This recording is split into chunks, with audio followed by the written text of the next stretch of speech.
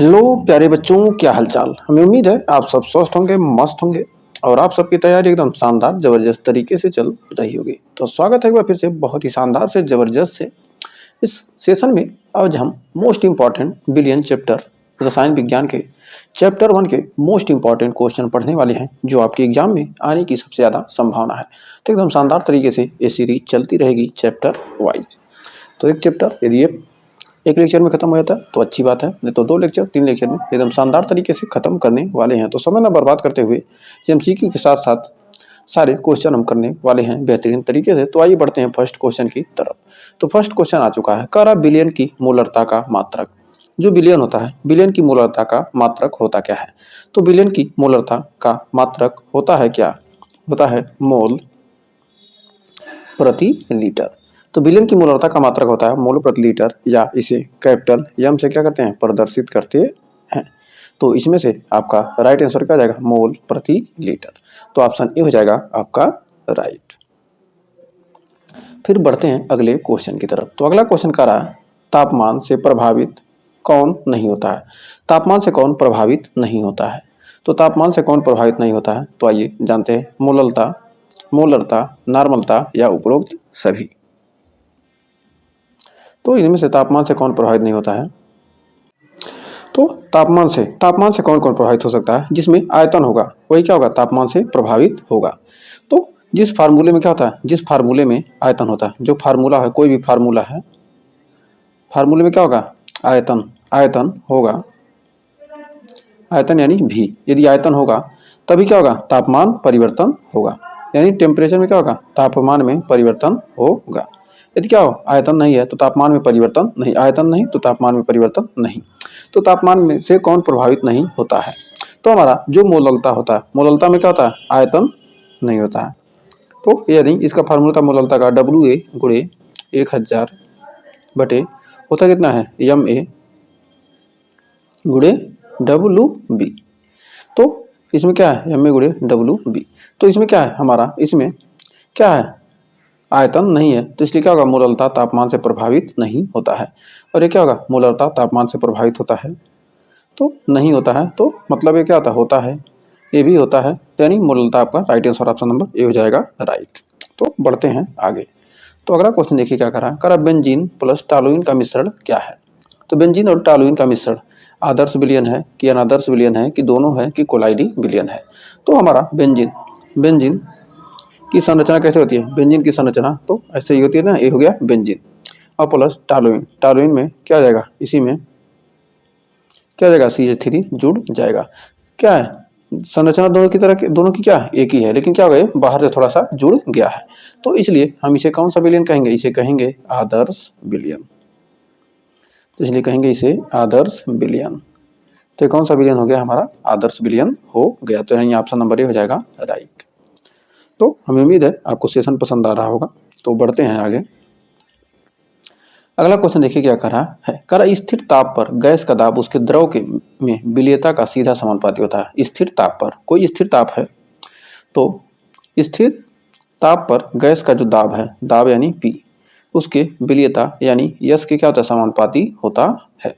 या हम जानते हैं कि स्थिर ताप पर किसी गैस का मोल प्रभाज क्या होता है, दाब क्या होता है, दाब मोल प्रभाज क्या होता है, समानुपाती होता है। तो इसे लिखते हैं P बराबर KH, मतलब हेनरी के रूप में क्या आते हैं, हेनरी स्थिरांक। क्या जाएगा यहाँ पर, हेनरी स्थिरांक आ जाएगा P बराबर KH गुणे यक्स, KH गुणे यक्स ए। यानी यह क्या है, KH हमारा क्या है, हेनरी स्थिरांक है, हेनरी स्थिरांक, हेनरी स्थिरांक, स्थिरांक कि हमारा क्या है, हेनरी स्थिरांक है। तो यह कौन सा नियम है, तो यह कौन सा नियम है, तो हमारा क्या हो जाएगा, हेनरी का नियम। स्थिर ताप पर गैस का दाब उसके विलेयता का क्या होता है, सीधा समानुपाती होता है। तो इसे क्या कहते हैं, हेनरी का नियम कहते हैं। तो बढ़ते हैं आगे। फिर अगला क्वेश्चन कर रहा है कि निम्न में से कौन सा अणुसंख्यक गुणधर्म नहीं है? तो कौन सा अणुसंख्यक गुणधर्म नहीं है? तो अणुसंख्यक गुणधर्म परासर दाब क्या होता है, अणुसंख्यक गुणधर्म होता है। वाष्प दाब में अपेक्षिक अवनमन ये भी होता है। हिमांक में अवनमन एक अणुसंख्यक, लेकिन क्या श्यानता अणुसंख्यक गुणधर्म नहीं होता है। और क्या होते हैं और संख्या गुणधर्म कितने हैं? 4 हैं। तो कौन सा बच गया? पराशर दाब, वाष्प दाब में अपेक्षिक नमन, हिमांक में अवनमन। तो क्वथनांक में एक और होता है, कौन सा होता था? क्वथनांक में उन्नयन। क्वथनांक में उन्नयन, ये भी क्या है? उन्नयन आपका अणुसंख्यक गुणधर्म है। तो बढ़ते हैं आगे। तो अगला क्वेश्चन देखिए हमारा क्या कह रहा है? कह रहा है वह दाब जो परासरण क्रिया को रोक देता है क्या कहलाता है? जो क्या करे? परासरण क्रिया को क्या दे? रोक दे। तो परासरण क्रिया का रोकने वाला कौन सा दाब होता है? तो होता है कौन सा दाब? परासरण दाब। इसे परासरण दाब को पी या क्या कहते हैं, कहीं कहीं पाई से आपको प्रदर्शित करता है। तो परासरण की क्रिया को रोकने का कार्य करता है कौन? परासरण दाब। तो बढ़ते हैं आगे। अगला क्वेश्चन कर रहा, परासरण में एसपीएम से होकर किसके कण गुजरते हैं? परासरण में एसपीएम से होकर किसके कण गुजरते हैं? तो परासरण में कौन से कण होकर गुजरते हैं? तो विलायक के कण, विलायक के कण या विलेय के कण। जो विलायक के कण होते हैं क्या होते हैं? छोटे छोटे होते हैं। और विलेय के कण क्या होते हैं? बड़े बड़े होते हैं।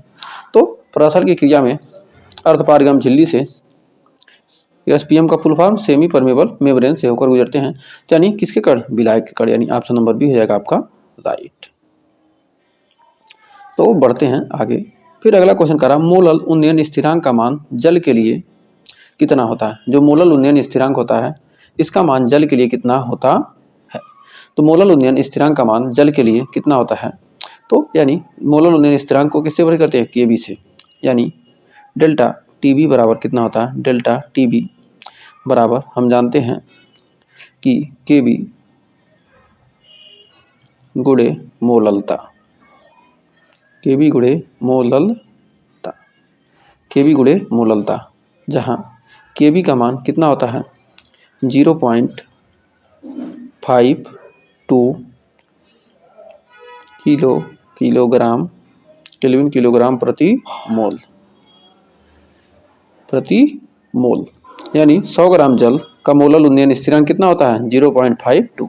यानी कह सकते हैं कि 100 ग्राम जल का 100 ग्राम नहीं 1000 होता है ना, 1000 लेते हैं। यानी 100 ग्राम 1000 ग्राम जल का मोलल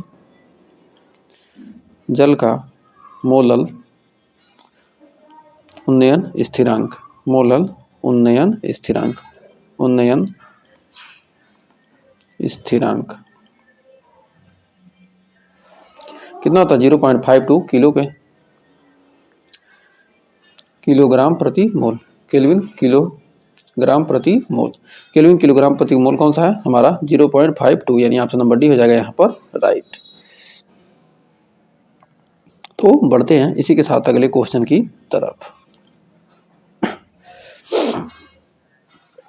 तो अगला क्वेश्चन क्या कर रहा है? कह रहा विलयन का हिमांक अवनमन यानी डेल्टा टीएफ, हिमांक में अवनमन जो होता है डेल्टा टीएफ इसका सीधे समानुपाती होता है। तो जो हमारा डेल्टा टीएफ होता है, डेल्टा टीएफ ये क्या है? हमारा विलयन का हिमांक अवनमन, हिमांक में अवनमन जो होता है वह किसके समानुपाती होता है? मोललता के सीधे समानुपाती होता है। मोललता के क्या होता है? सीधे समानुपाती होता है। इसे हिमांक का अवनमन कहते हैं। इसे क्या कहते हैं? हिमांक का अवनमन। इसे हिमांक का अवनमन कहते हैं। इसे हिमांक का अवनमन कहते हैं। यानी ऑप्शन नंबर डी हो जाएगा मोललता। तो विलयन का हिमांक में अवनमन मोललता के क्या होता है? सीधे समानुपाती होता है। तो बढ़ते हैं आगे। अगला क्वेश्चन कहता है मोलरता की इकाई क्या है? जो हमारी मोलरता है उसकी इकाई क्या है? मोलर, यम, मोल प्रति लीटर या उपरोक्त सभी। जो हमारी मोलरता होती है उसकी इकाई मोलर यानी कैपिटल एम से कहते हैं या मोल प्रति लीटर। यानी ऑप्शन नंबर डी हो जाएगा हमारा राइट। तो बढ़ते हैं आगे। मोस्ट इंपॉर्टेंट क्वेश्चन है आपका। पूर्ण वियोजन पर K2SO4 का 1/2 गुणांक क्या होगा? यानी K2SO4 है हमारा, क्या है? कौन सा क्या कर रहा है? K2SO4। जो हमारा K2SO4 होता है यह क्या होगा? जब वियोजित होगा तो बनाएगा 2K plus SO4 double minus. तो SO4 डबल माइनस यानी यहाँ पर कितने हैं? आयनों की संख्या कितनी है? 2 है। और यहाँ पर आयनों की संख्या कितनी है? एक है, यानी 2, और यहाँ पर क्या है, एक 2 भागों में और यहाँ पर 1, यानी टोटल आई का मान यहाँ से कितना निकल के आ जाएगा, आई का मान निकल के आ जाएगा 3, मतलब 2 भाग में और यहाँ 1 भाग में टूट गया था, यानी 3, आई का मान कितना हो गया 3। तो यहाँ पर कितना हो जाएगा हमारा, हो जाएगा ऑप्शन नंबर सी यानी 3। तो हमारा जैसे हो गया SO4 डबल माइनस होता है, SO4 क्या होगा पर 2 माइनस होगा, CO3 पर भी क्या होता है 2 माइनस होता है, फिर SCO3 पे भी 1 माइनस SCO3 होता है, 3 के रूप में वियोजित होता है, या MnO4 क्या होगा, ये भी माइनस के रूप में वियोजित होगा, और Cr2O7 भी क्या होता है वियोजित हो जाता है। तो बढ़ते हैं इसी के साथ आगे। फिर अगला क्वेश्चन देखिए क्या करा, निम्न में से किसका क्वथनांक उन्नयन सबसे अधिक है, क्वथनांक उन्नयन सबसे अधिक किसका है। तो यूरिया के लिए आई का मान कितना होता है, यूरिया के लिए आई का मान होता है, क्वथनांक उन्नयन क्या होता है डेल्टा टी बी, क्वथनांक उन्नयन को डेल्टा टी से प्रकट करते हैं। तो यूरिया के लिए आई का मान कितना होता है 1 होता है। जो हमारा ग्लूकोज होता है इसके लिए भी आई का मान कितना होता है 1 होता है। फिर जो हमारा H2CONH2 ये भी क्या है यूरिया ही तो है, तो इसके लिए भी क्या होगा मान 1 ही होगा। लेकिन हमारा KCl क्या होगा, जो हमारा KCl है किस में टूटेगा, K प्लस Cl माइनस, यानी 2 रूप में टूटता है। तो यानी यहाँ पर आई का मान कितना हो जाएगा, आई का मान हो जाएगा 2। तो यहाँ पर क्वथनांक में उन्नयन, जो हमारा क्वथनांक में उन्नयन होता है, क्वथनांक में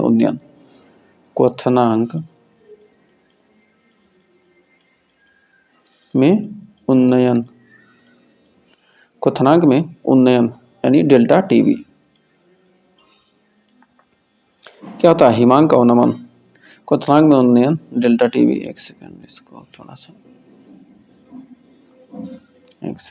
क्वथनांक में उन्नयन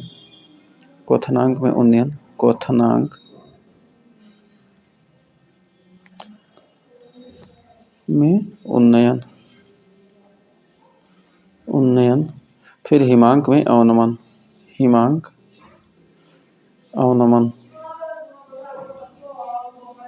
तो हिमांक में अवनमन। फिर हमारा हिमांक क्वथनांक उन्नयन को किससे, डेल्टा टीबी से, और हिमांक में डेल्टा टीएफ से, और जो हमारा 1/2 गुणांक है आई, 1/2 गुणांक,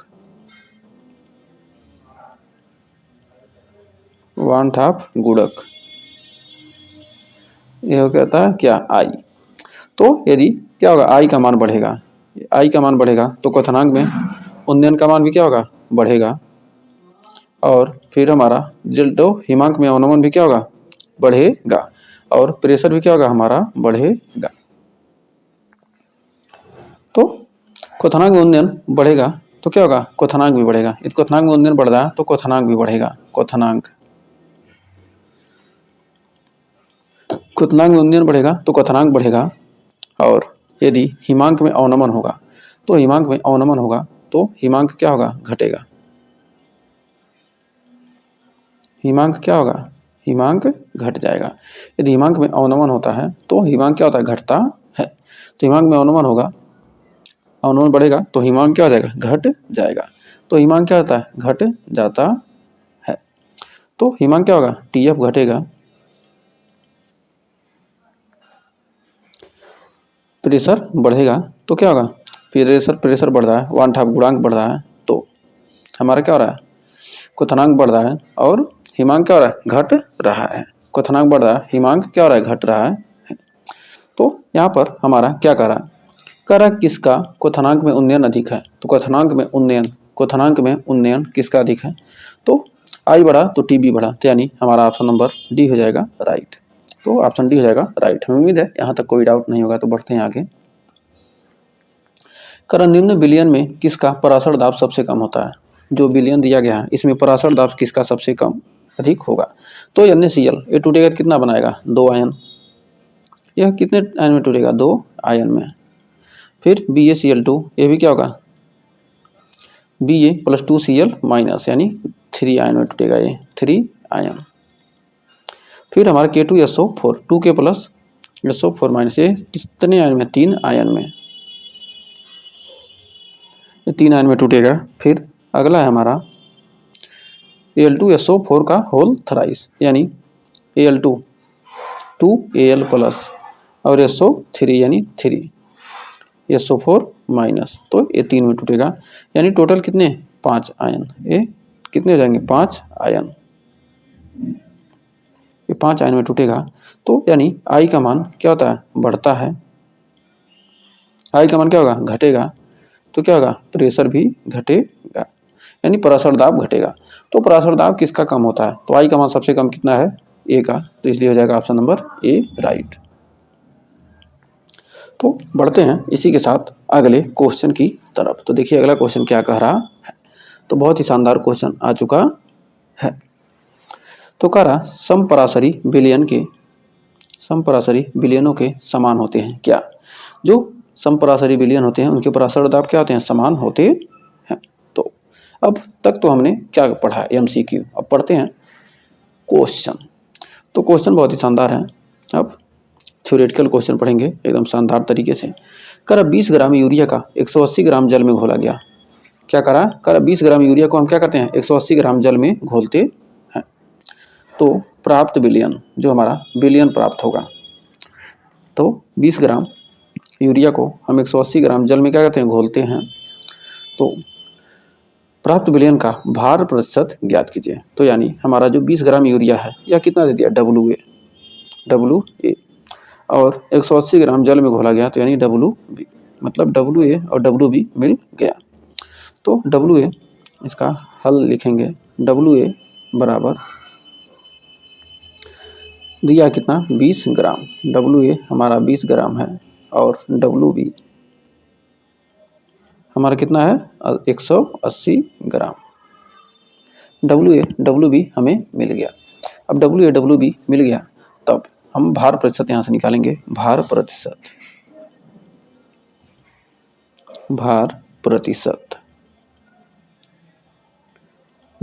हो जाएगा W परसेंटेज, यानी यहाँ से भार प्रतिशत निकालना है। तो भार प्रतिशत होता है WA गुणे MW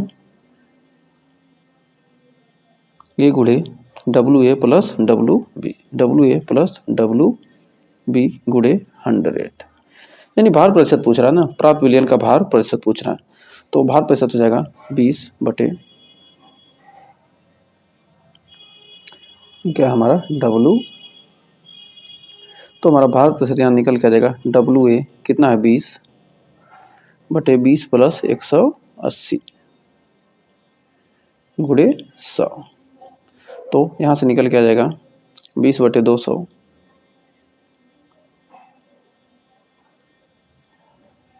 गुणे 100। तो 100 दूना 200 और 2 दहिया में 20, यानी W परसेंटेज कितना आ गया, 10%। यही हमारा क्या हो गया, आंसर आ गया, भार प्रतिशत। तो हमें उम्मीद है यहाँ तक आपको कोई डाउट नहीं होगा और अच्छे से क्लियर हो गया होगा।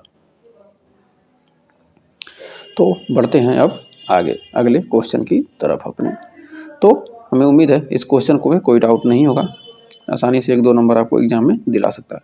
का 20% पोटेशियम आयोडाइड के जलीय विलयन का घनत्व इतना है, तो विलयन की निम्न सांद्रताएं ज्ञात कीजिए, मोल प्रभाज, मोललता या मोलरता। तो सबसे पहले हम निकालेंगे क्या, मोलरता। सबसे पहले नीचे शुरू करते हैं, मोलरता निकालते हैं। सबसे पहले तीसरा नंबर हल करेंगे, मोलरता। तो हम जानते हैं मोलरता बराबर होता क्या है, मोलरता बराबर हमारा हो जाएगा परसेंटेज इंटू डी, यानी परसेंटेज इंटू परसेंटेज कितना दिया है और घनत्व कितना दिया है और गुणे 10 बटे MA अणु भार। तो पोटेशियम आयोडाइड का अणु भार कितना होता है, तो हमारा पोटेशियम आयोडाइड का अणु भार होता है कितना, 166। तो इसका अणु भार यानी MA हो जाएगा कितना, पोटेशियम आयोडाइड का 166 होता है। ये आप क्वेश्चन का प्रैक्टिस करेंगे याद हो जाएगा। तो MA कितना होता है, 166 होता है। तो पोटेशियम का अणु भार 166 होता है। तो परसेंटेज कितना दिया, 20% पोटेशियम आयोडाइड,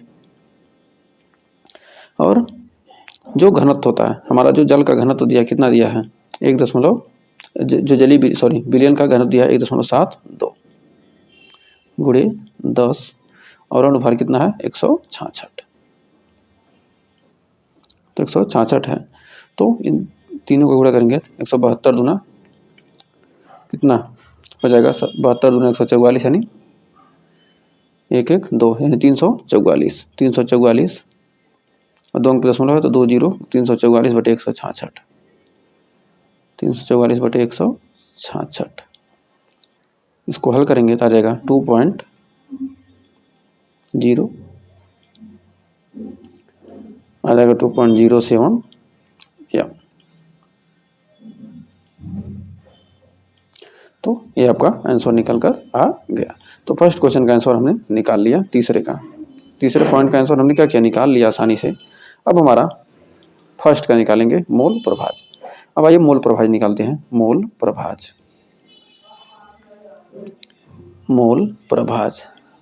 तो मोल प्रभाज होता क्या है, तो मोल प्रभाज x बराबर होता है Na बटे Na plus NB plus NB। तो Na प्लस NB होता है। तो यहाँ पर हमारा A क्या है, A और B दो दिए हैं। A क्या हमारा पोटेशियम आयोडाइड यानी Ki हमारा पोटेशियम आयोडाइड है और हमारा क्या दूसरा जल है। तो पोटेशियम आयोडाइड कितना है Wa, इसका भार दिया कितना 20%। Wa कितना दिया है 20%। Wa 20 हो गया तो Wb कितना हो गया 100 में 20% है तो Wb हमारा हो जाएगा कितना 80। तो Wb हो गया 80। अब यहाँ पर पोटेशियम आयोडाइड का अणुभार कितना होगा Ma कितना हो जाएगा 166 और जल का Mb जल का हो जाएगा 16 2 18 जल का हो जाएगा कितना 18। तो अब यहाँ से Na निकालेंगे तो Na हो जाएगा भार बटे अणु भार। तो भार कितना है 20 बटे 166 20 बटे 166 और यहाँ पर हो जाएगा 80 बटे 18 NB हो जाएगा 80 बटे 18। तो यहाँ से हमारा NB बराबर कितना आ जाएगा NB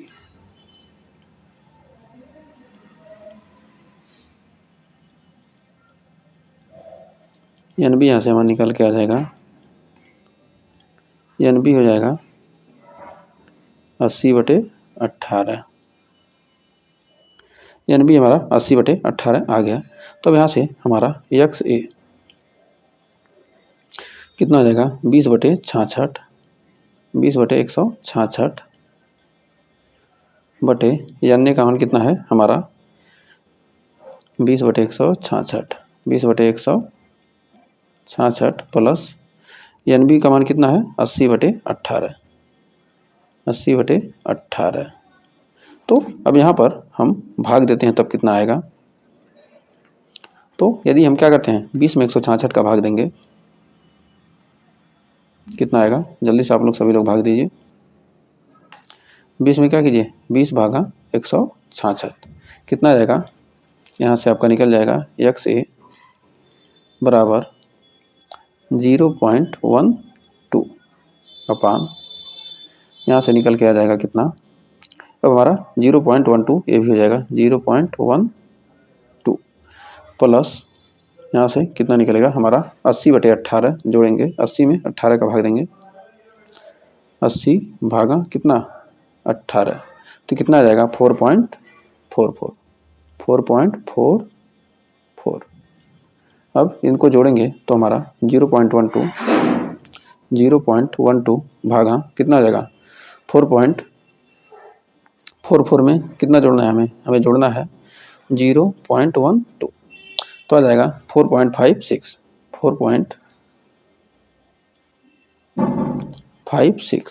अब यहाँ 4.56 अब इसमें भाग देंगे तो कितना आएगा हमारा 4.56 से कितना देंगे हमको 0.12 भागा 4.56 तो आपका आ जाएगा 0.2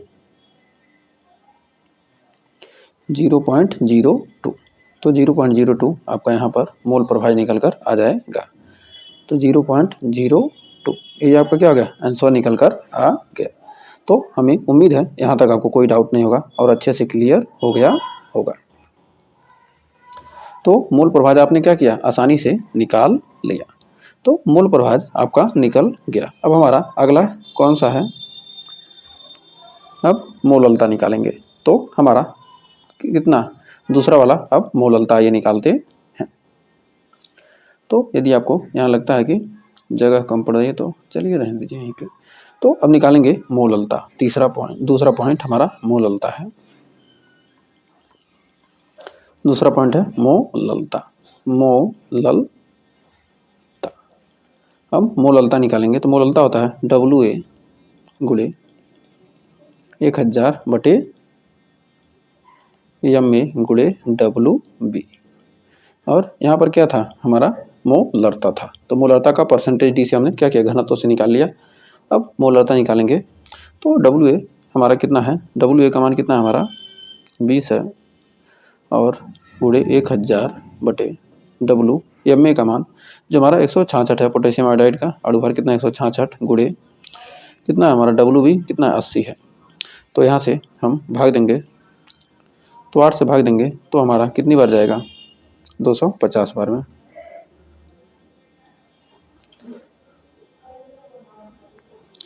कितना जाएगा ये, सॉरी ये हमारा 20 चौके क्या हो जाएगा, हमारा हो जाएगा 80, और 4 से भाग देंगे तो कितना हो जाएगा हमारा 250। तो 250 बटे 166 यहाँ से आ जाएगा 250 बटे 166 यानी 1.5 एम। तो हमारा मोललता निकल कर आ गया।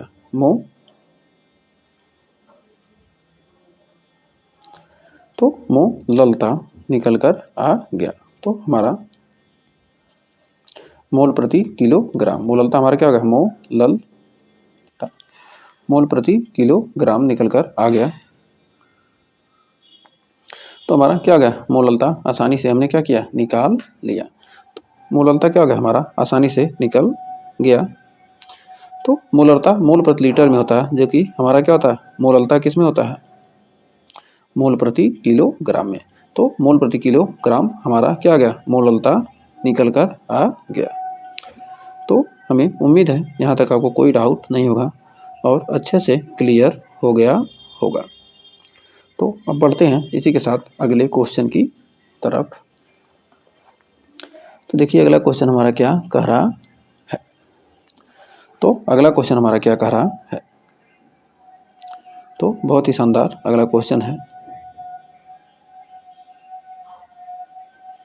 तो कह रहा राउल्ट का नियम क्या है। तो जो हमारा राउल्ट का नियम क्या है, दो वाष्पशील द्रवों A तथा B शुद्ध अवस्था में वाष्प दाब 600 mmHg व 800 mmHg हैं। यदि ये का मूल प्रभाज इतना है तो विलयन का कुल वाष्प दाब क्या होगा। तो विलयन का कुल वाष्प दाब क्या होगा, तो यहाँ पर आइए जानते हैं एकदम शानदार तरीके से। तो सबसे पहले पूछ रहा राउल्ट का नियम, तो सबसे पहले हम राउल्ट का नियम लिखेंगे। तो राउल्ट का नियम लिखेंगे, राउल्ट का नियम। तो सबसे पहले आइए राउल्ट का नियम लिखते हैं, राउल्ट का नियम, राउल्ट का नियम। तो राउल्ट ने कौन सा नियम दिया था, तो राउल्ट का नियम है, पहला नियम था दो वाष्पशील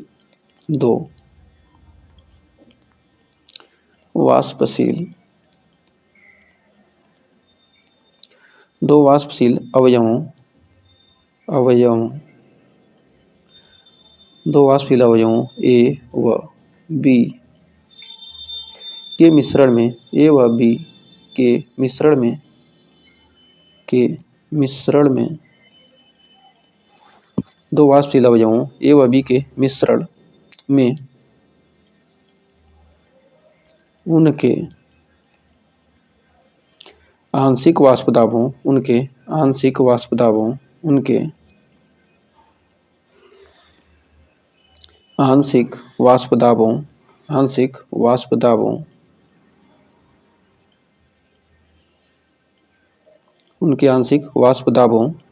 PA व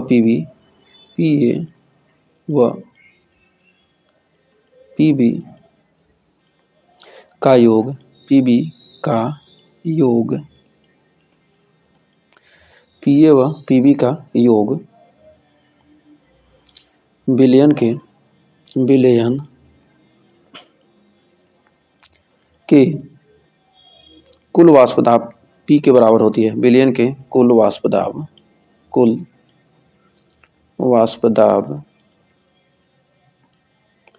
कुल वाष्प दाब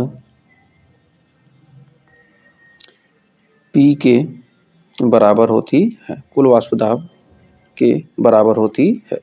वाष्प दाब के बराबर होता है, बराबर होता है। तो क्या कह रहा है? कह रहा दो वाष्पशील अवयव क्या हैं? दो वाष्पशील हैं जो वाष्प बनकर उड़ सकते हैं। उनके मिश्रणों के में उनके आंशिक वाष्प दाब Pa व Pb का योग विलयन के कुल वाष्प दाब यानी P के बराबर होता है।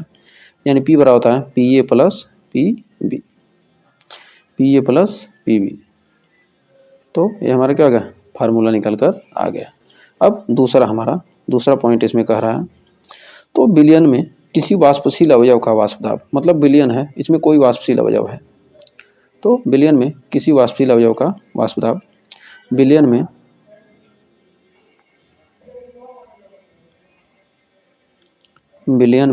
किसी वाष्पशील अवयव का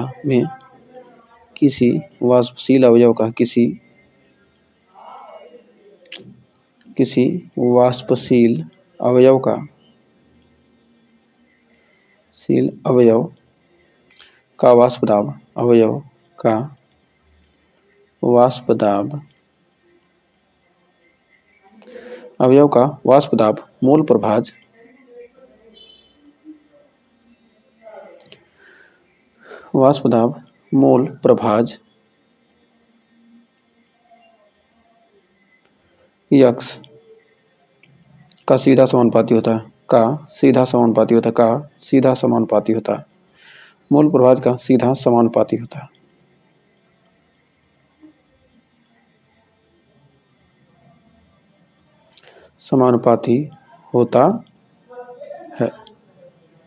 मोल प्रभाज का क्या होता है? सीधा समानुपाती होता है। तो हम जानते हैं Pa प्रोपोर्शनल टू XA।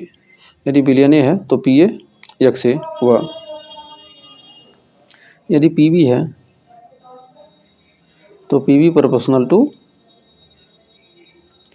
क्या हो जाएगा? हमारा XB हो जाएगा।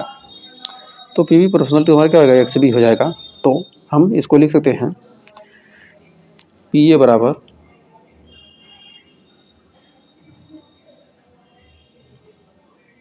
XA नाट, Pa नाट गुणे XA। तो हमारा Pa बराबर हो जाएगा Pa नाट गुणे XA नाट, Pa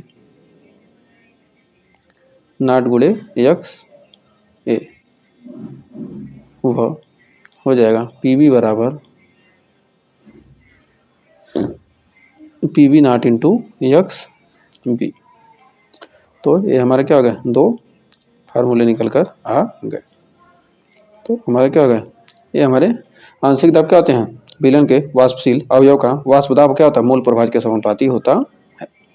जो हमारा P नॉट क्या है? आंशिक वाष्प दाब है। अब यहाँ पर क्वेश्चन क्या कर रहा है? कह रहा है दो वाष्पशील द्रवों के शुद्ध अवस्था में जो हमारे वाष्प दाब इतना है, तो शुद्ध अवस्था में Pa व Pb हमारा Pa नॉट, यानी शुद्ध अवस्था में जो वाष्प दाब दिया है तो हमारा Pa और Pb नॉट दिया है। तो हमारा दे दिया Pa नॉट का मान कितना दिया है? 600 mmHg। और Pb नॉट का मान दे दिया कितना? शुद्ध अवस्था में जो हमारा वाष्प दाब दिया है, शुद्ध अवस्था में वाष्प दाब कितना दिया है? Pa नॉट और Pb नॉट दिया है। और मोल प्रभाज कितना दिया? इतना दे दिया। तो विलयन का कुल वाष्प दाब क्या होगा? तो हमारा कुल वाष्प दाब निकालेंगे तो हमारा Pb नॉट का मान कितना है? 800 mmHg, 800 mmHg। अब हमारा XA का मान 0.5 और XB का कितना दे दिया? 0.5, यानी मोल प्रभाज दे दिया। अब यहाँ से P का मान निकालेंगे तो P बराबर हमारा होता है कितना? Pa not XA plus Pb not XB। ये कैसे आया है? यहाँ पर देखिए क्या आ गया? यहाँ पर P बराबर Pa प्लस Pb, तो यहाँ पर पी निकालेंगे तो क्या होगा हमारा, पी ए का मान कितना है यहाँ पर रख दिया और पी बी का मान यहाँ रख दिया और पी का मान हम निकाल लेंगे। तब यहाँ से हमारा निकल कर आ जाएगा पी बराबर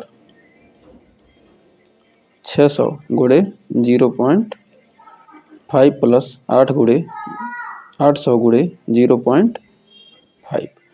तो यहाँ से निकल के आ जाएगा 6 पाँचे 300 प्लस 8 पचे 40 यानी 400, यानी हमारा कुल दाब हो जाएगा 700 mmHg।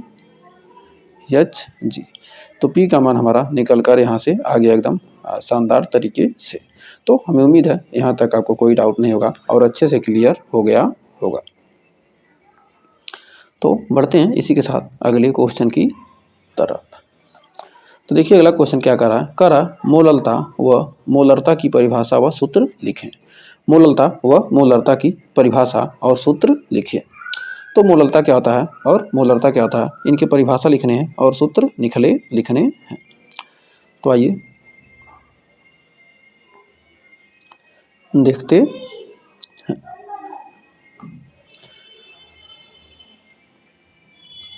तो ये आपके लिए क्या है, ये होमवर्क है। तो इसके आगे के हम 2 4 5 क्वेश्चन और बचे हैं, उसको हम क्या करेंगे, नेक्स्ट वीडियो में करेंगे, क्योंकि वीडियो लंबा हो जाएगा तो आप लोग देखेंगे नहीं। तो इसको ये आपके लिए क्या, मोललता व मोलरता की परिभाषा और सूत्र का आपको क्या करना है, कमेंट में लिखना है।